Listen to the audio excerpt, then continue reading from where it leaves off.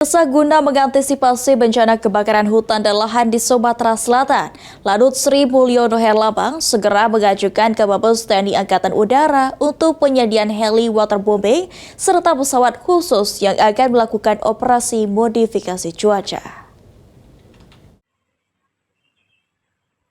Pemerintah daerah dalam hal ini, Badan Penanggulangan Bencana Daerah, telah menggelar rapat mengantisipasi bencana kebakaran hutan dan lahan di Sumatera Selatan.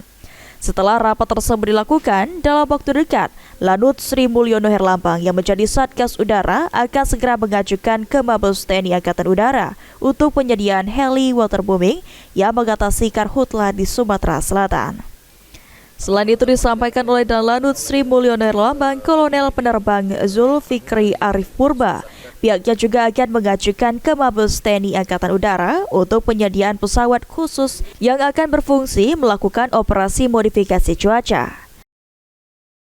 Itu akan dilaksanakan setelah penetapan ini, kemudian tindak lanjutnya kita akan bermohon untuk dikirimkan untuk heli-heli tadi, yang pertama untuk patroli, yang kedua tadi untuk waterbombingnya sendiri, yang ketiga kita akan minta juga untuk melaksanakan pesawat-pesawat yang melaksanakan modifikasi cuaca.